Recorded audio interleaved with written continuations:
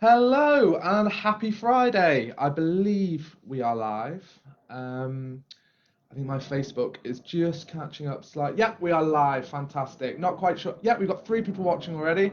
Hello to you all. Nice and prompt. Very good to see. We'll give it a few more moments for a few more people to join in as we are bang on 4 o'clock. But I hope you're all well.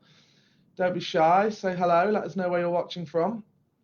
Um, Hi Victoria, hi Rosie. Nice and prompt as always. Lovely to see you both. Linda, I nearly forgot. Well, I'm very glad you didn't. Hello, Sue Moon Warner and Guildford. Hello, William. Hope you're well. It is a very lovely afternoon, even though it does feel like autumn is certainly on the approach. Hello, Amanda. Hello, Anya. Hello, Rita from Cherry Hill, New Jersey. Hello, Karen in sunny Harrogate. Hello, Linda in sunny Lossy. Actually, I think the whole UK is rather sun-kissed today, by the sounds of it, which is unusual. Um, Good morning, Ellen, from the Fall Like Morning in Illinois. Yeah, it's starting to feel a little bit more autumnal now in Old Blighty as well. Hello, Elaine in Massachusetts. Hello, Joe. Hello, Jackie. Hello, Victoria. Hello, everybody. Well, thank you very much for tuning in. We've got loads of interesting stuff to discuss today. If you are tuning in for the very first time, I'll just get my little bit of introduction out of the way. We do these every single week on a Friday. It's an opportunity for us all to come together, have a bit of a general chat. So it's not just for me to talk at you, it's to communicate with each other in the comments, bond over our shared love of genealogy and online research, and hopefully learn something new in the process.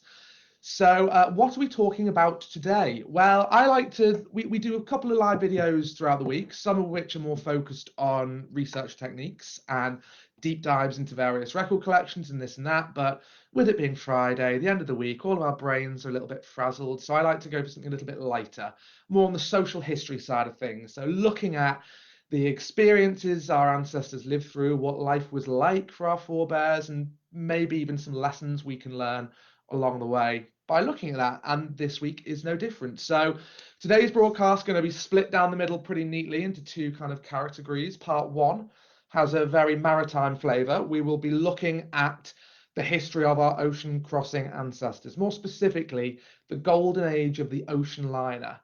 Because I've been doing a lot of reading about this myself, and I don't think I'd fully appreciated what a constant ocean liners were in many of our ancestors' lives. They were many. I mean, if you're watching in the United States, it's almost certain that your ancestors used ocean liners at some point. They were a massive part of daily life for millions of people. A common sight on the seas, and they were very, very instrumental actually in the way they shaped world history. So we'll have a little bit of a look at that, what it would have been like traveling on one of these great big ocean liners, and kind of the story from start to finish. The kind of technological arms race, so to speak. We had all these big ocean liner companies, many of which, brands you still know today, Cunard, the White Star Line, big figures like JP Morgan getting involved, how world events impacted this, and after a while, how it all kind of wound down and air travel took over as the main way that we cross oceans. Part two, we will be looking at the cult of comeliness, as it's called in our newspaper collection. That is, how did our ancestors look after their appearance? So one of on our sister site, the British Newspaper Archive, they run a fantastic blog. I urge you all to check it out. If you, as we're all history fans here, I'm pretty sure there's something for everybody on there. But this month they've been taking quite a deep look at the history of cosmetics. And it's a topic that I'd never even thought to look at before. But the more digging I've done, the more fascinated I've become by it. And one of the things I've spotted is that before the kind of makeup revolution of the 1920s, makeup wasn't in the mainstream, cosmetics were not. So our ancestors, both male and female, came up with all these kind of ingenious home methods and recipes, many of which would be passed down from mother to daughter, generation by generation, all these ways of staying or making the most of their appearance. That's the way we'll describe it. And our newspaper archive is absolutely jam packed with all these weird and wonderful tips and tricks for making the most of yourself. Let's just put it that way. So we'll have a little look at that in part two. And with that in mind, that has set this week's question of the week. So question of the week is, what life hacks, what tips, tricks, home remedies, recipes, What have been passed down through your family? Pretty much all families have them. Some are closely guarded secrets. So if you don't feel you want to share, great granny would be spinning in her grave if you put it out into the world, no problem. But if you do have a unique or interesting novelty kind of piece of advice that's passed down through your family, please do share it. I mean, I don't have tons. I mean, the only one that comes to mind immediately was my grandmother, who was a farmer's wife in Shropshire, and it's not a very nice tip. This isn't a tip I would necessarily use myself, but they had real issues with moles on their land, molehills all over the place. It was causing all kinds of issues, and my grandmother swore by marshmallows as a way of eradicating your mole infestation. To this day, I'm not quite sure how the science works, but all she'd do is she'd pop a marshmallow in the top of a molehill, and no more mole. But yeah, be kinder to moles. Don't go doing that yourself. That's just. And her other one would be her bizarre recipe for anything arium soup, which wasn't so much as a recipe. It was just a way of putting a meal together, um, with with everything that was in your cupboard, and it was normally pretty disgusting. So probably one that shouldn't have been passed down. But my dad does try it every now and again. So I'll have a quick look at some more of the comments before we dive headfirst in. Hello, Diane in Edinburgh. Hello, Sue. Um, Hello, Sue Polielisa as well in South Carolina. Hello, Elizabeth in Ipswich. Hello, Linda. Hello, Anne. Hello, Olwyn. That's a lovely name. Hello, Gillian. Hello, Cindy Pennington from sunny coastal Aberdeen, but it's a lovely day to be on the coast. Lovely to see you all. So remember, question of the week this week is Marie, I disagree. My brain is very okay on a Friday. Not. So remember, question of the week is what weird hints, tips, tricks, life hacks, recipes, home remedies have been passed down through your family? Because towards the end of this broadcast, we will be looking at some quite strange advice from our newspapers to kind of enhance your appearance. So yeah. Anyway. Before I have a look at this week's new records, because that is what kind of set our maritime theme this week, I'll take a quick look at some of the questions we've already had in for question of the week. So Amanda Webb, thank you for sharing this, Amanda. Amanda is always brilliant at sharing things. Amanda said, my great-grandfather, Percy Smith, it's a great name that actually, and his tricks for fishing. Oh, I'm quite partial to a spot of fishing myself. So when my mum was a child, she and Percy entered a fishing competition. No one was hardly catching anything. Percy saw a dead fish floating by and he caught it with a net. Nobody was any the wiser, and my mum won the prize. Her father, Bob, was always a keen fisherman and he could have won some expensive fishing gear. However, before he could get to my mum, she chose some brightly coloured fishing floats. My grandfather, Bob, never forgave mum for that. Percy entered another fishing competition. They were catching live fish, weighing them and releasing them again. It seemed to be going very well for Percy. That was until his fish was being weighed. At that precise moment, the fish spewed up lead pellets that Percy fed to make it heavier. Needless to say, he was disqualified. I think he should have got bonus points for ingenuity there, though. Whilst the stories of his tricks were passed down, the family has while the stories of his tricks were passed down, the tricks haven't. My grandfather Bob, a keen trout fisherman, never used his father-in-law's fishing tips, and I do wonder why. I wonder why too, Amanda. Karen Harvey saying reminds me of my great-grandfather. A veteran of World War One, was too partial to alcohol, so my grandmother brought him a racing pigeon and coaxed my Uncle Leonard into going with him to keep him out of the pubs. Unfortunately, it didn't work because Grandad would leave Lenny in the cage. Well, that's another good one. Use pigeons to distract your other half from the pub. Karen Harvey said, my grandmother was in service to a doctor in the 20s, up to retirement in 1963. However, she had plenty of alternative therapies up her sleeve, such as tissue salts and cod liver oil, olive oil, and would hide her prescribed medications into her 90s. When I pumped her pillows up, I would find pills disappearing down the sides of chairs.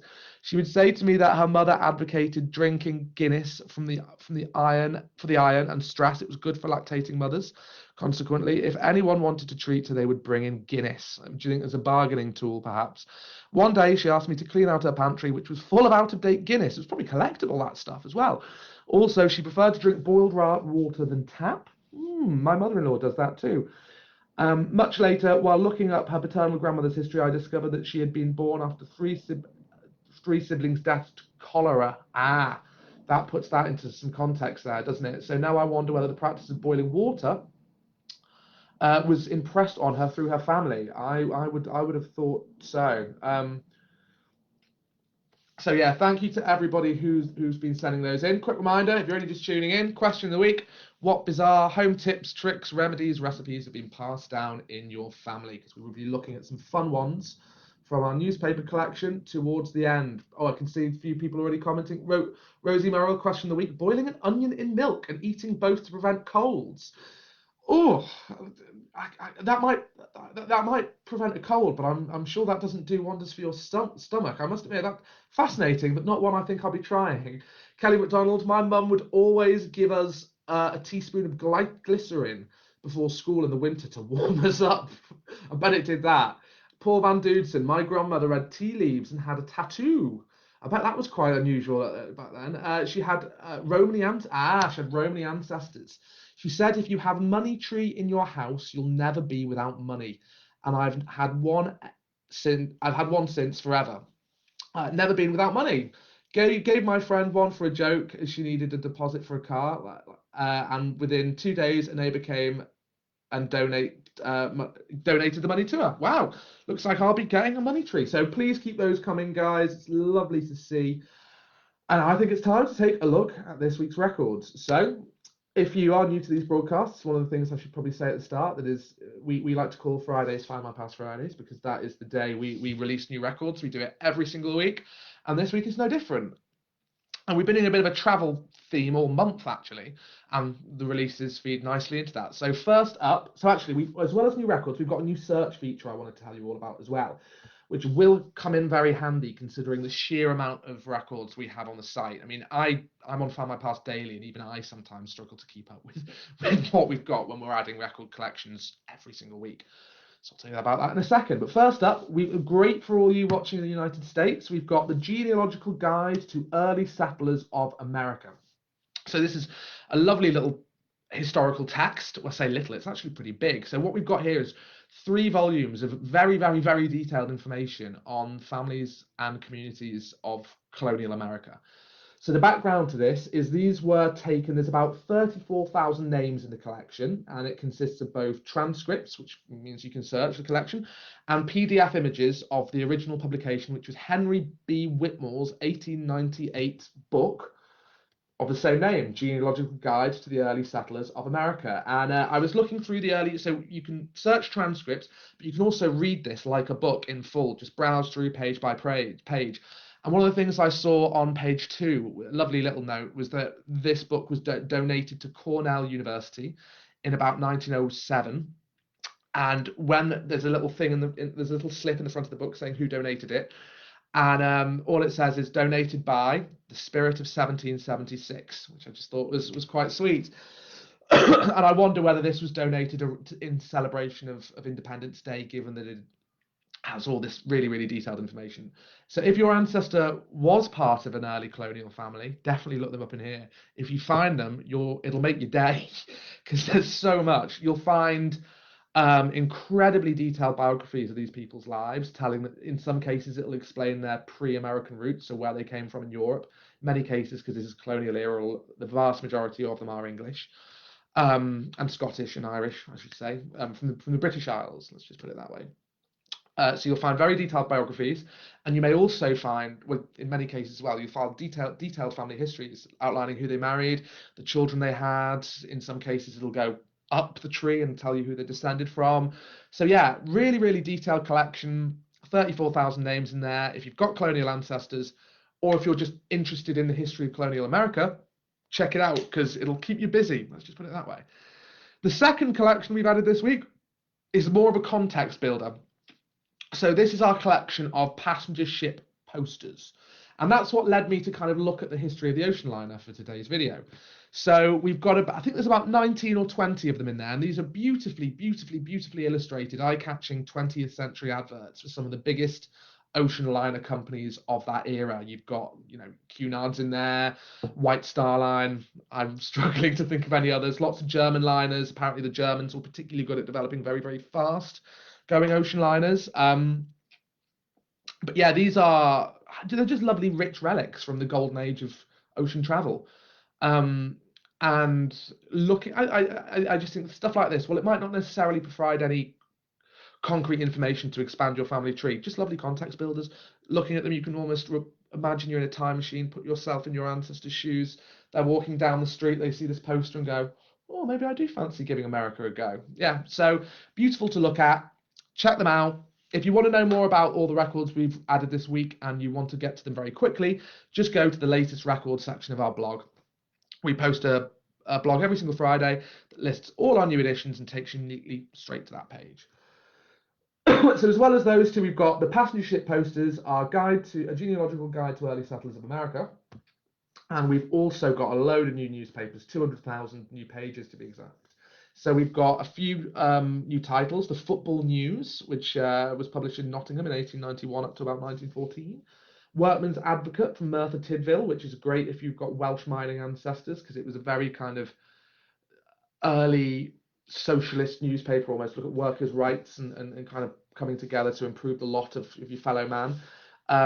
The Birmingham and Aston Chronicle, Wolverhampton Express and Star, Herts and Essex Observer, and then we've added loads of pages to a long list of 16 existing titles. So there you go. Visit the blog if you want the full list, and you can read them in full.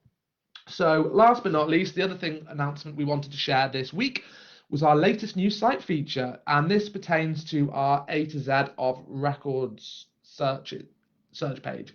Something I always recommend people look at. Many beginners aren't aware that every individual collection on our site has its own dedicated search page, which means not if you go down that route, not only are you searching a much smaller pool of records, so you're not getting loads of results that are completely irrelevant and bogging you down in pointless detail.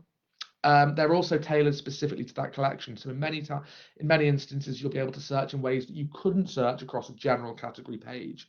So say you've got like searching census. If you just search on our general census page, you can put a few little bits of information in. But if you're searching in just the 1911 census, you can tailor it specifically to the information that's captured. Makes things way, way easier. But anyway, what have we done? So you can now you can search by topic, filter by location and date range across all the collections on our site. And all you need to do is go to our A to Z of record search. You can find this on the search bar at the top of our homepage. Go and search all records. You will find it, and this will just make it much, much easier to find the resources you actually need to break down those brick walls or take your research a little bit further. So yeah, give it a go. Let us know what you think. The comments you provide here do get fed back and help us improve. So those are the announcements I wanted to get out of the way, and now we're on to the good stuff. The juicy slices of history. So we're going to have another quick look at, wow, we've got loads of comments. I think we're going to have to make a blog post out of this, Ellie, if people are happy for us to do that. Mark Lowe, my grandmother, a teetotaler, always served a fine family dinner with a crystal tumbler filled with amber liquid and silver spoons. She called it seasoning for adults, but it was whiskey. I like that description. Denise, no, not recommended, but my hubby's aunt advised wiping your face with a baby's wet nappy to get a better complexion. Don't try it. Didn't try it. I'm glad to hear that, Denise, but that's exactly the kind of, wow, I think you're winning so far, Denise. I think that's the most outlandish one I've spotted so far. A few people saying boiled onions is a common recipe. Beth Fye saying, from my grandmother, if you get a cut and don't have a band-aid handy, wrap the cut with a leaf from the woolly lamb's ear plant. Antibacterial properties that enable hearing. Wow, that's fast. I love that. That's probably a really ancient piece of folk knowledge as well. That's passed down over. Imagine the lineage that's gone through. I imagine that's been passed down by loads of generations. Amazing. Flat Coca-Cola for an upset tummy from Ellie. Thank you, Ellie. Elaine and Anne Keir said, question of the week. In the line of beauty tips, my grandmother used strips of sheets to rag roll my hair, tying to get some curls. My hair, though, is very straight, so it never lasted that long. Wow, these are brilliant. I could probably spend the whole video reading these, so I'm going to quickly move on to the history of travel by sea. So the reason I wanted to talk about this was that recently we've been looking at passenger lists. A couple of weeks ago, I told you about some of the breakdowns we'd found by looking at our collection of outgoing passenger lists from the UK between about 1890 and 1960, which was a period of major global change. And one of the things we keep spotting is the incredibly high rate of travel from the British Isles to North America. That was easily the most popular route. Millions and millions of people took this, and not just from Britain. People from all over Europe came to Britain, often sailing from Liverpool to depart to the New World. And a lot of these people are captured in our passenger lists. And there's one thing many of these people had in common. In nearly all these cases, certainly from about the 1840s on, 1850s onwards, they were travelling by ocean liner. So, actually, before we start, let's a bit of a pop quiz. We will cover this, but a bonus respect points, no actual prize. If anybody watching can tell me what the blue riband is. I don't mean the chocolate bar if you're watching in the UK. What is the blue riband? As I said, no prize. I'll just give you a bit of a clap.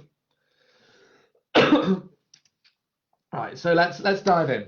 Let's dive in. So ocean liners, as I've said, were easily the main mode of intercontinental travel for way over a century, from the mid-19th up until the 1950s, when they were finally supplanted by airlines, essentially. They didn't just carry passengers. Liners were essential. They drove the world. They kept everything moving. Passengers were one of the main things, but they carried mail, essential cargo, pretty much everything your ancestors would have used that didn't come from their own home soil would have been transported to them by ocean liner. So as well as being they were essential. They kept the world going. They were essential for progress. All these kinds of things, but you can't neglect the incredible role they played in the migration story. William Shaw, bingo, got it. Actually, no, a few of you got it. Actually, loads. Well done to Amanda, to Sue, to Patricia, to Julie, to William Shaw, to Jane, to Linda. Yeah, it was the unofficial accolade that was given to the the ocean liner that was able to cross the Atlantic in the fastest possible time. And while it was unofficial, all the different companies were racing to win it, and it changed hands multiple times. Quite frequently between the British and the Americans, there was quite a fierce rivalry between British and American ocean liner companies, and they were constantly trying to outdo each other. But let's have a look at, this amazing piece of technology that really, really did change the world. When we think of world-changing technology, when you think of a list of world-changing technologies, ocean liners probably wouldn't be in your top 10. But by the end of this, I hope they will be, and you'll see the incredibly important role they played in world history. So as we've already touched on, the busiest route for liners was easily the North Atlantic, ships traveling from Europe to North America. And it was on this route that the fastest, the largest, the most scientifically advanced liners were developed and traveled. So, most of the ocean liners were mid-sized vessels that served as, just common carriers of passengers and freight. But there were some spectacularly big ones that do deserve a mention. So let's have a quick look at the history. So at the beginning of the 19th century, you've got the Industrial Revolution. We all know that happened. You can't escape that. So the Industrial Revolution happened at the beginning of the 19th century. That was kind of what got everything going. So you had the Industrial Revolution, which led to a boom in intercontinental trade. And that led to an urgent need to develop secure links between continents. It was an imperative. All the world powers wanted to do it. Traveling by sail was notoriously unreliable and dangerous. It was very difficult to predict exactly when a ship would arrive. It was also difficult to predict whether the ship would arrive at all. So establishing these safe routes that could be monitored and people would know when things would turn up was very, very, very important. So at the time, being at the top of the colonial powers, the United Kingdom was very much at the forefront of that. It was very keen it was still the leader in global trade. So as a result, wanted to establish these stable maritime routes to connect different parts of its empire, the Far East, India, Australia, all those kind of things. And this is around the same time that the birth of the concept of international water and the lack of any claim to it came about, because it was needed to simplify navigation. And we're probably going into a bit too much depth here. So I will move things swiftly on. So in 1818, you had the first ever, I guess, fleet of sailing ships, your first ever liner company, the Black Ball Line, which was founded in New York by a group of Quakers, great business, the Quakers. And this was established in 1818, and it offered regular passenger services with an emphasis on comfort. They were the first to do that, first to place emphasis on comfort. But And then a couple of years prior, in 1807, Robert Fulton, the scientific genius behind steam engines and all that stuff, he succeeded in applying steam engines to ships, and he built the first ever ship powered by this technology, the Claremont, which succeeded in traveling between New York and Albany in about 30 hours, which was a complete game changer. That it sounds like a long time, but back then that was fast. So after a while, loads of other vessels, it quickly caught on. Vessels were very quickly built. In 1816, you had the Elise, which was the first steamship to cross the English Channel. But yeah, things started to take off very quick, but public enthusiasm for the new technology was not high at first. One of the things I find fascinating about is the SS Savannah, which was the very first steamship to cross the Atlantic Ocean. She left the city of Savannah, and arrived in Liverpool in 27 days. But to give you an idea of how unenthusiastic the general public were for this technology, was on the Savannah's maiden voyage, not a single one of the 32 passengers who'd booked a seat actually turned up for this historic voyage. It was an incredibly historic voyage which sailed with no passengers because people were scared. People were not quite yet prepared to trust such a means of travel on the open sea. And it proved so popular that a couple of years later, in 1820, the Savannah actually removed the steam engine from the ship because they just weren't getting passengers on board.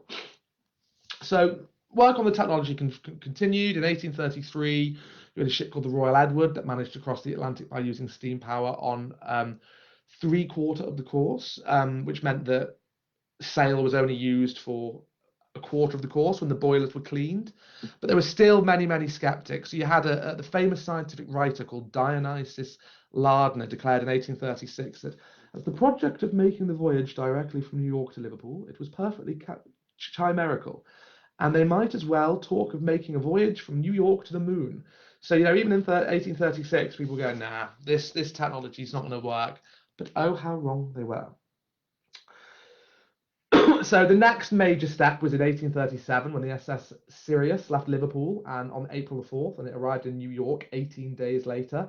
This voyage between Liverpool and New York is probably one of the most frequently repeated, maybe in history, actually. I do wonder that.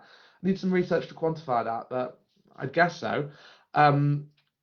But it had a very, very turbulent crossing. They were still figuring out what they were doing. Too little coal was prepared for the crossing, and the crew had to burn cabin furniture in order to complete the voyage.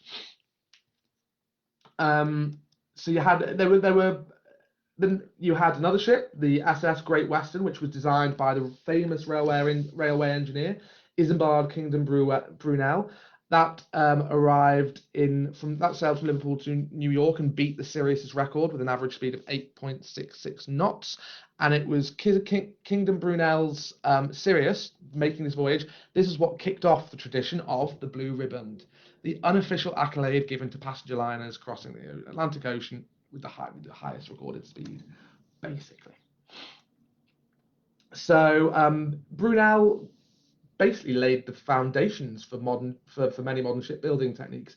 One of the things he realized, which a bit of physics for you here, he realized that the carrying capacity of a ship basically increases as the cube of its dimensions. So you think, what does that mean? When I read that, I was like, what does that mean? Did a bit of digging. What it means is, no, I didn't finish the sentence. The carrying capacity of a ship increases as the cube of its dimensions, while the water resistance only increases as the square of its dimensions. It sounds very scientific, but that basically means that large ships were way more fuel efficient, which is something that's very, very important for very long voyages across the Atlantic. So companies realized that constructing massive, massive ocean liners was much more profitable. And at the same time, migration to the Americas was increasing tremendously. These movements of these huge movements of populations were basically financial windfalls for these shipping companies. And it was during this period some of the largest were founded, and some still exist to this day. So, for example, P&O, which is still a very well-known cruising brand in the UK, was established in 1822. So over time, steam engines got more powerful, and the size of ships increased.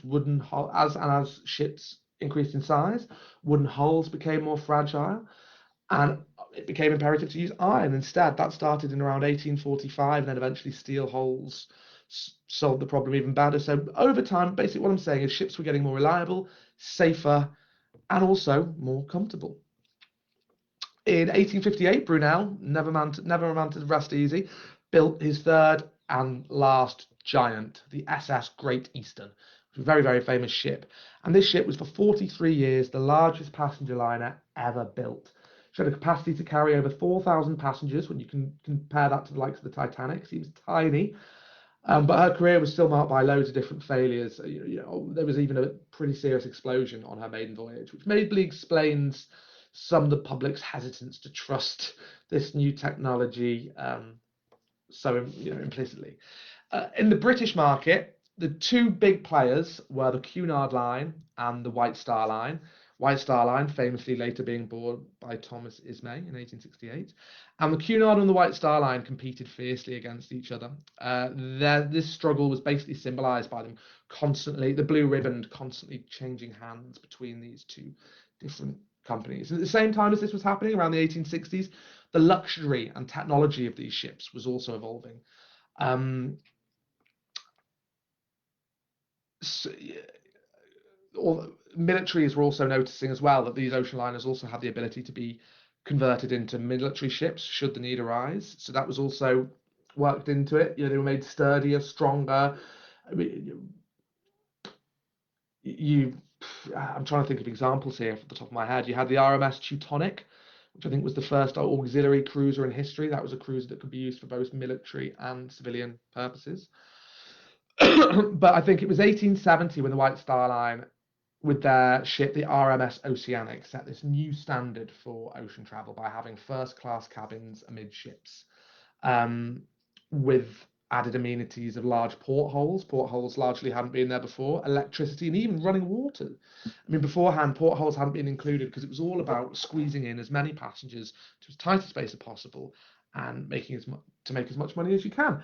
And then when we get to the 20th century, that's kind of when the liner wars began. So in 1902, the famous industrialist J.P. Morgan embraced the idea of this maritime empire comprising loads of different companies. So he founded the International Mercantile Marine Company. Some of you may have heard of it, which was a trust basically originally focused only on American shipping companies to kind of build a monopoly. It absorbed other lines over time, including the White Star Line, and this really freaked out the British government. The British government was like, "We cannot let the Americans rule the waves. We rule the waves. We're British." So they decided to intervene to regain some kind of ascendancy. So, faced with major competition, not just from the US, also in Germany. Germany was starting to dominate in terms of speed. The British government contributed financially to the Cunard Line's construction of two big liners that were of unmatched size and speed. So these were two big ships, famous ships as well, that were built with government funding by the Cunard Line. And the result of this partnership was completed in 1907 with two sister ships, the names of which I'm sure you've heard. One is the RMS Lusitania, very famous ship. The second is the RMS Mauretania. Both of which respectively won the blue ribbon during their maiden voyages, and the Mauretania actually kept it for about 20 years. So in response to this competition, the White Star Line ordered Olympic-class liners at the end of 1907.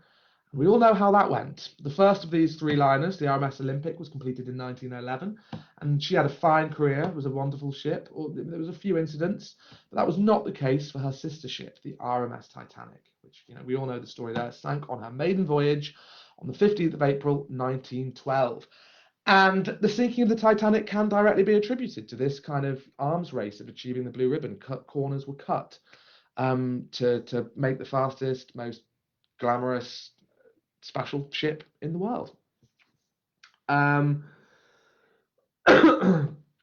So then the First World War happened. The First World War was a very, very hard time for liners. One of the things you might remember looking at in a couple of weeks ago was that overseas travel rates out of Britain declined, I think, 20-fold during the years of the First World War.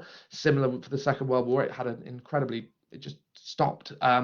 Torpedoing of ships, famously like the Lusitania, which was one of the incidences that ended up bringing America into the First World War on the side of the Allies, meant that it had to basically stop. And many of them were requisitioned as hospital ships, and they'd be painted with that famous dazzle camouflage you know, to hide their silhouette from enemy submarines. And that iconic dazzle camouflage. After World War One, during a period of reconstruction, shipping companies actually recovered pretty quickly. 1913, the year before the First World War, marked the highest number of passengers leaving Britain during this period, and then it stopped basically overnight. But a lot of German warships were actually requisitioned and given to Allied shipping companies. But so yeah, I'm trying to think how to sum this up best. So yeah, a lot of American ocean liner companies were given ships. A war started again between Britain and America. When I say war, a kind of trade war in terms of who had the most successful shipping lines. And originally, America was doing pretty well until Prohibition came in. That is, so because all U.S. registered ships counted as an extension of U.S. soil, the National Prohibition Act meant that American liners were alcohol free. And that caused alcohol-seeking passengers to choose other liners for travel, and that substantially reduced the profits of these US companies. Then you also had a crisis rise when America drastically reduced its immigration quotas. That caused shipping companies to lose large parts of their income, because that's where all the traffic was going from mainly to the United States. And then you had the Great Depression, which caused another drastic decrease in the number of people crossing the Atlantic. So in response, shipping companies redirected many of their liners to more profitable cruise services, and thus the concept of a pleasure cruise was born. In 1934, in the UK, you had the Cunard Line and the White Star Line. They were in a very, very bad shape financially. Chancellor of the Exchequer Chamberlain proposed to merge the two, and they did. The merger took place in 1934, and that led to the construction of the Queen Mary. And she was the fastest ship of her time and the largest for a short amount of time. She captured the Blue Ribbon twice. And then you had the Queen Elizabeth, which was the QE. I think we've even got the QE2 now, which was interrupted by the outbreak of the Second World War, which had an even worse impact than the first. Loads of liners were sunk with great loss of life during the Second World War. The three worst disasters of the entire war were the loss of the Canada Lancastria in 1940 off Saint-Nazaire to a German bomb. It was attempting to evacuate troops of the British Expeditionary Force from France, and the loss of more than 3,000 lives. You had the sinking of the Wilhelm Gustloff after the ship was torpedoed by a Soviet submarine, and that took 9,000 lives, which made it the deadliest maritime disaster in history. But I think it's fair to say also that the ocean liner was a casualty of World War II. Prior to World War II, air travel wasn't seen as a serious competitive threat for ocean liners because planes were noisy, uncomfortable, unreliable. The technology advanced very, very rapidly during the years of the Second World War. And by the 50s, the commercial airliner was here to stay. And that spelt the end. But what was it like actually traveling on these ships? What was life like on board an immigrant ship, or a passenger ship for that matter? So if you go back to the 1600s, obviously sea travel was very unpleasant, as we've said. It was uncertain, unsafe, uncomfortable. Conditions were cramped. Seasickness was rife. Disease would spread like wildfire, and the lists of dead would often rank up before the ship had even arrived. And you might even be sitting alongside a cow or something for 60 days. So it basically wasn't very, very popular. It was the steam revolution, like we've just discussed, that made things a lot more comfortable. In the 18th century, it wasn't uncommon for ship owners to basically squeeze as many migrants as they physically could on board their ships to maximize profits, and conditions were terrible, as I said. It wasn't until in 1803 they passed this thing called the Passenger Vessel Act that basically limited occupancy in an attempt to prevent overcrowding, disease, and death in many cases. But after the Industrial Revolution and steam coming along, that's when travel started to become a bit more recognizable. Your ancestors may have well packed their belongings into a trunk, which would have been placed into the ship's hold and likely wouldn't have been accessible for the entirety of the trip, a bit like when you're on an airplane. And then you'd carry your canvas bag for the essentials of your voyage. And around this time, it took around 4 months to sail from Britain to Australia, long time, 4 months, and around 6 weeks. So this is before the blue ribbon breaking feats of the great big liner companies. Around 6 weeks to the United States, and that is a very, very long time to be at sea. Although a faster clipper could probably make it in half the time, but the time on board basically depended to the size of the ship you're on, the number of sails it had, the time of year you were sailing, basically the weather, and the cargo. So passengers started to be organised into class in around 1848. That's when they introduced these new maritime laws that imposed hygiene rules to improve onboard living conditions. And that led to the distinction of two classes, the cabin class and the steerage class. Passengers travelling in the cabin class were generally wealthy. They'd enjoyed certain comforts that would be completely out of reach to those in steerage, while the passengers travelling in steerage would be members of both the working and middle classes. Actually, they were in that case, both working middle class passengers were packed in large dormitories, and up until the beginning of the 20th century, in many cases, they didn't even have bed sheets or meals, which is quite, when you think about the amount of time you could be spending there, not comfortable. An intermediate class for tourists and members of the middle class gradually appeared, and that's when cabins were divided into three classes, and the facilities you'd get offered to passengers developed significantly over time. In the 1870s, the installation of bathtubs and oil lamps caused an absolute sensation when they were put in on RMS Titanic. And in the following years, you had all kinds of other glamorous things that you'd associate with the Titanic: smoking rooms, lounges, promenade decks. One ship, the RMS Adriatic, even offered Turkish baths and a swimming pool. And the SS Paris, that had its own cinema. So in certain cases, it could be very, very luxurious indeed. But the other thing that I found quite surprising was that, actually, in terms of breaking up passengers, if your ancestor was a single woman, she would not have been allowed to mingle with the men. She would have slept in quarters with other single women and kept away at any costs from single men. And sometimes they'd be supervised. You find diaries from this period. So here's a quote from one. Saying it was very important to provide single female passengers with more efficient moral and religious supervision. Um, and there was there were publications published with the profits going to securing the services of matrons to promote moral and religious welfare of immigrants on board ships. But what would your actual day be like? A typical day on board would actually be very, very regimented. You'd normally be out of bed by 7 a.m. You'd be fed your lunch by about 1. Tea would be at 6, and you'd have to be back in bed by 8 p.m. This is on passenger line. This is on not the more luxurious, the likes of the Titanic, basically. Afternoons were dedicated to leisure time or catching up on mending things or letter writing. But really, only around 1 in 10 passengers were actually wealthy enough to afford a cabin. The vast majority were in steerage, stuffed in dark, poorly ventilated, unpleasant conditions. So spare a thought for your poor ancestors who crossed the oceans in conditions that, in many cases, were not that pleasant. So, a quick look at some comments. William Shaw, my mum's side of the family are mostly nautical related, merchant navy shipping companies. Oh, wow. Linda Donatelli, this is great info. Thank you, Linda. She said, my second time's great parents came to the US with 3 children in the 1920s. She didn't like it there very much and went back to the UK with 2 children. Her husband stayed in the US with 3 children. They remarried and married, so how they all got here is great interest to me. Thank you very much. And Linda is still in Pennsylvania, so fantastic. Thank you very much for sharing that.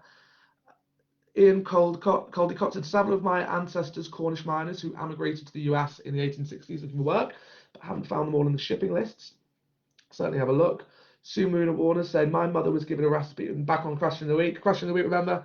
Tips, tricks, recipes. My mother was given a recipe for what we call chocolate coconut, which is cake shortbread, which she cooks many times. Everyone loved it. I have the original recipe, but can't get it right. Lynn Marie Alex has said, we have the receipt money order for $120 for what we think is a ship's passenger fare for a second great-grandmother in 1861, payable in New York.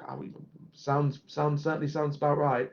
Item appears to be related to Maxwell Wright & Co., the commercial firm founded by William Henry de Courcy Wright in partnership with Joseph Maxwell. Is there someone at FMP to whom we could submit photos of the item for assistance? You certainly can, yeah. Get in touch with either the customer support team or testimonials at Findmypast. Ellie's already responded to you. Beat me to it. Right. I've been talking for far too long about passenger lists, and I'm going to have to take a very, very quick look at cosmetics. So I'd hope to dedicate a whole half hour to this.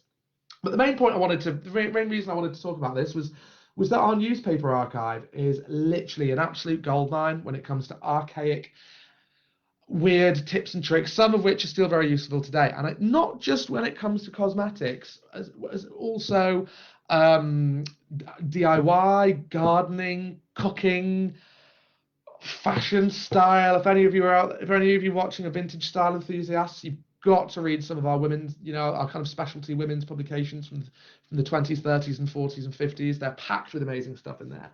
But I guess one of the things I wanted to highlight was that during the early 1900s, well, makeup was not excessively popular. In fact, until the 1920s and 30s, most women hardly wore any makeup at all.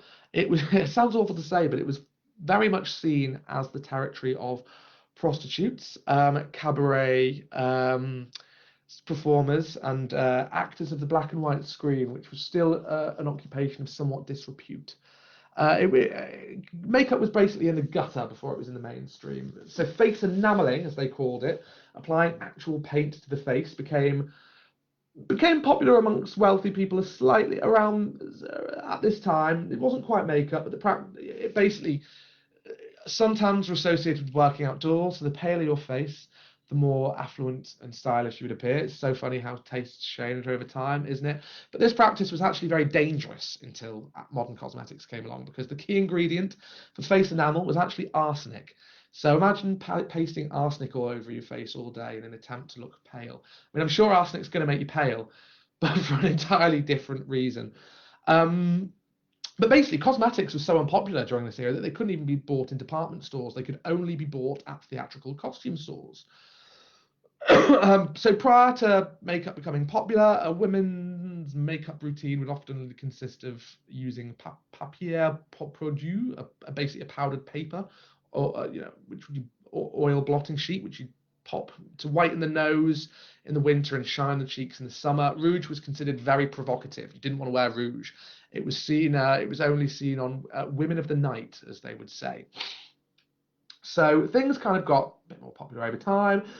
The probably one of the most biggest developments actually was in the UK, at least, was in 1910. The Daily Mirror, which was then a newspaper marketed. It's a national to those watching in the US. The Daily Mirror is still one of the big national newspapers in the UK.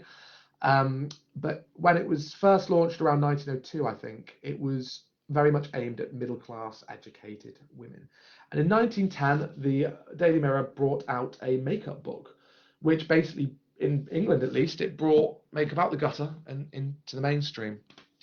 At the same time, in the United States, you had famous actors and ballet stars such as Mathilde Schninksha and Sarah Bernhardt, who were wearing coloured makeup at shows in Paris, and it was setting off a storm. And so basically, but there were still concerns. So in 1915, the Kansas legislature proposed that to make it a misdemeanor. I love this. In 1915, the Kansas legislature proposed to make it a misdemeanor for women under the age of 44. I don't know why they said it at 44, which seems bizarrely specific, to wear cosmetics for the purpose of creating a false impression.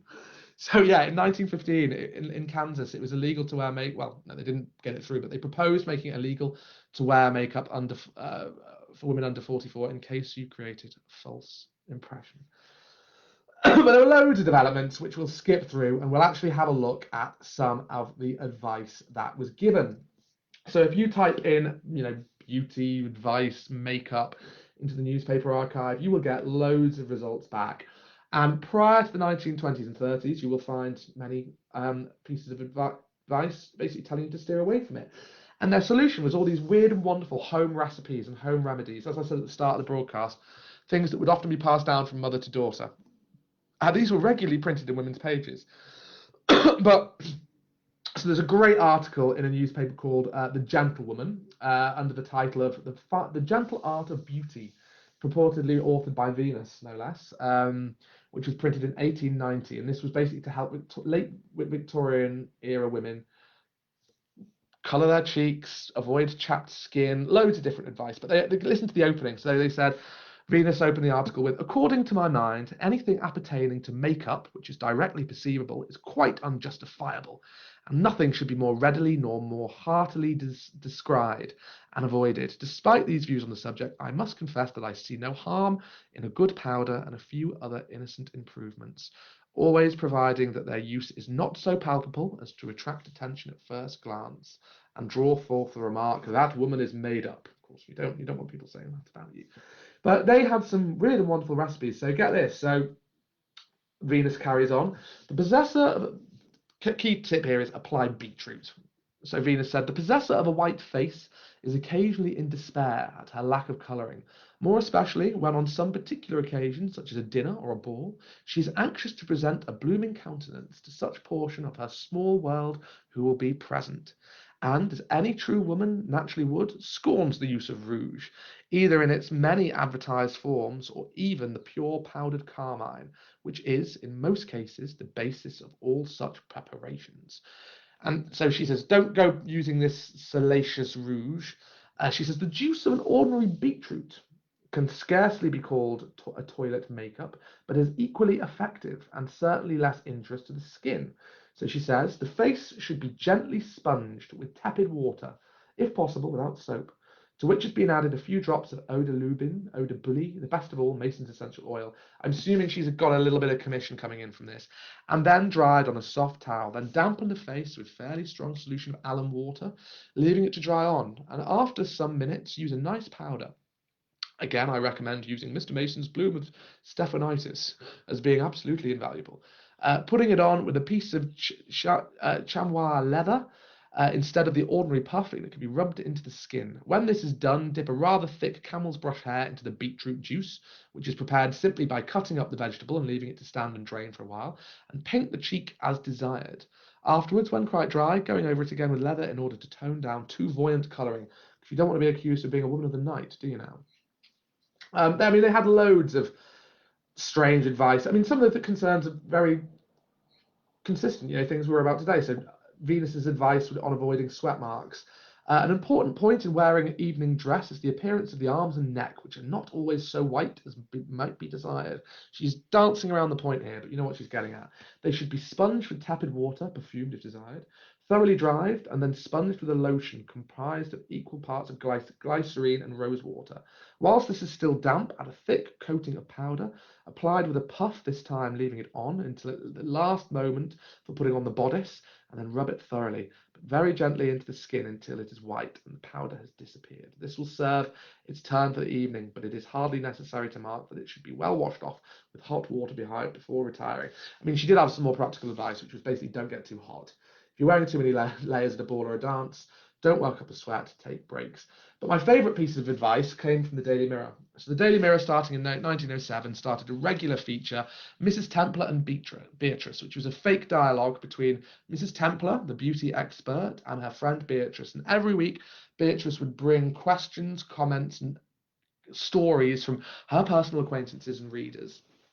And Mrs. Templar would provide her advice. So this is a rather strange one, quite in line with some of the things that you've been sharing about your ancestors' advice. So for the complexion, Mrs. Templar says, if her face is rough and chapped, she might try the following prescription. First of all, she should bathe her face in hot milk. Do you hear that? Bathe your face in hot milk and dry it by dabbing it gently with a soft towel. This will clean and soften it, as she must never apply any paste unless her skin is absolutely clean. And then Mrs. Templar also gives you a recipe. You could try this yourself for your own healing paste. Mix 3 ounces of ground barley with 1 ounce of honey and the beaten up white of an egg. So basically put porridge on your face with a bit of egg white. This should remain on the face all night and may be removed in the morning by washing with distilled water.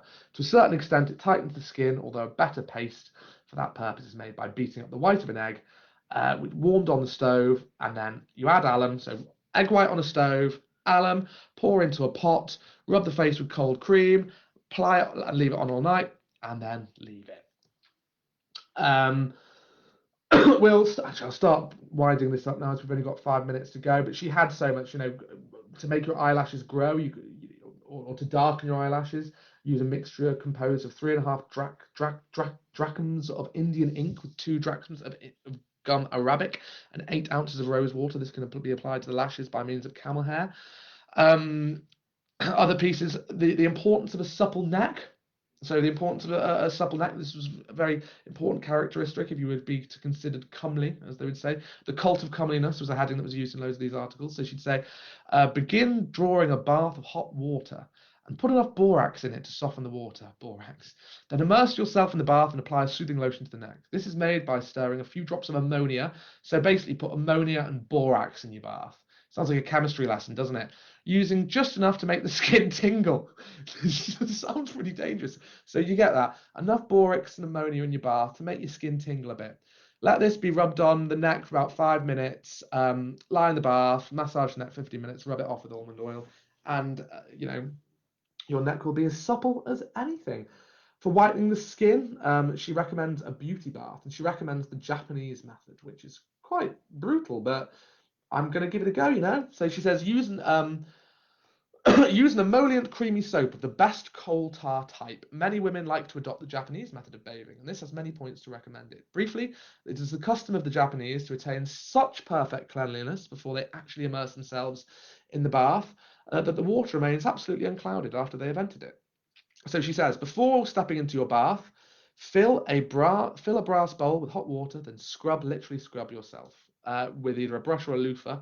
The Japanese take nearly an hour to scrub themselves in this fashion, an hour of intense scrubbing, finally rinse themselves with warm water, and it makes one feel delightfully fresh and invigorated, and the skin glows like a rose. I'm not surprised if you've been scouring yourself for an hour.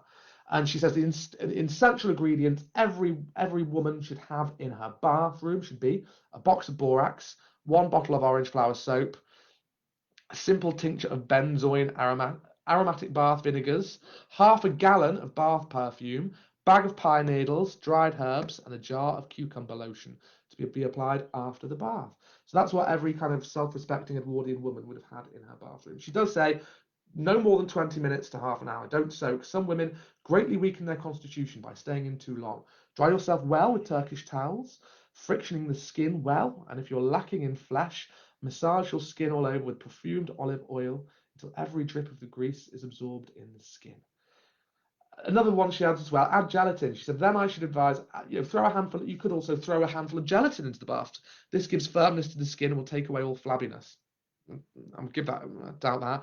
You should also out a tablespoon of same thing, putting tincture of benzoin in the water to tighten the skin. Anyway, those are the weird and wonderful beauty tips from the Daily Mirror and the Gentlewoman. There's loads more in the archive.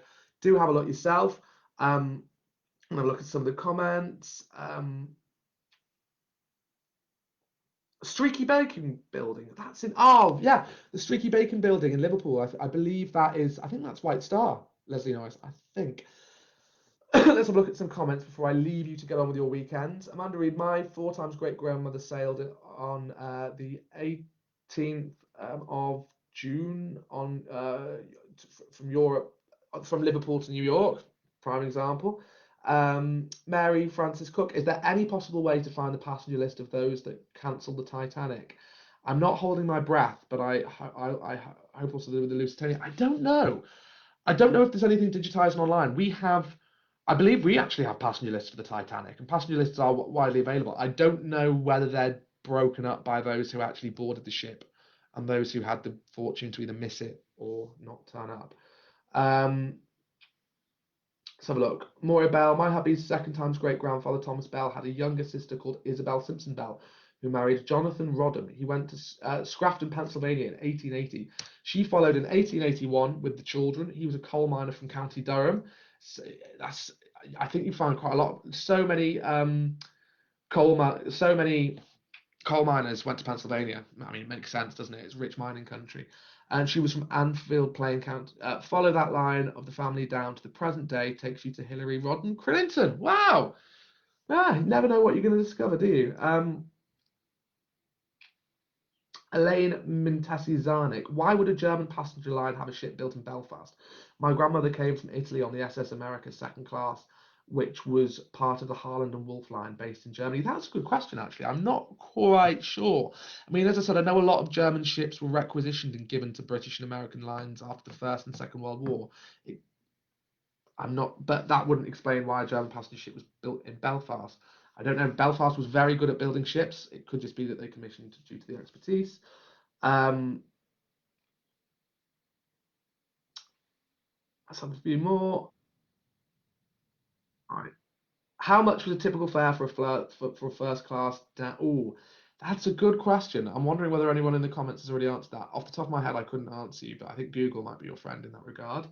Um, Karen Harvey, my nan was 3 years old on the way out to Liverpool. 3 years? Oh wow, Liverpool, UK to America, and 5 years old on the return from Quebec to UK. She described a wooden boat, which is really an iron one on the passenger lists I see. I think she was referring to the hold. Oh, she remembered waking up to see a rat run across Dad's face. That gives you an idea of how unpleasant those conditions just could be, I guess. Right, so it's bang on 5 o'clock. I'm not going to take up too much more of your time. Making my way to the end of the comments. Amanda Webb, talking of fashion clothes, reminded me of my grandmother. She was heading to the men's toilets. Um, my family asked her why she was going in there. She thought that the symbol of the man was a woman dressed in a trouser suit. Shows you how it's acceptable then for women to wear trousers. Was confusing for some. That's fantastic. Let's have another look. William Shaw reminds me of Mrs. Doubtfire putting face in cream and pretending. Yeah, it does a bit, doesn't it? Victoria Whitwell, face masks are normally scary. Remember blue ones I used from Body Shop, which kids found highly amusing. Maybe give the oatmeal, egg white, and ammonia one. Look some up and use. Oh, and that's a fun weekend activity. Look up some recipes for face salves and tonics from. You can quality test our ancestors' beauty tips and report back. That would be fascinating to hear. Anya, thank you, Alex. I'm off to watch Fiona on the. Yes, anybody who's interested in Irish family history, join Anya. Go to the Irish Family History Centre's uh, Facebook page, where Fiona, absolute pro when it comes to Irish research, has got a special guest on this week. It'll be very interesting. Don't miss it. Leave me. Go on, go over there now. And I think. Well, just thank you, everybody. I will bid you all a farewell. I'm glad you enjoyed it. Thank you for sticking with me. This one was quite detail heavy, so I'll make it a bit snappier next time. But yeah, have a lovely weekend, one and all. Thank you for commenting. Thank you for just being lovely. Thank you for helping each other out. Let's stay in touch. I look forward to seeing you all very, very soon. Have a wonderful weekend. Enjoy the nice weather if you're watching in the UK. And I will see you soon. Take it easy. Bye now.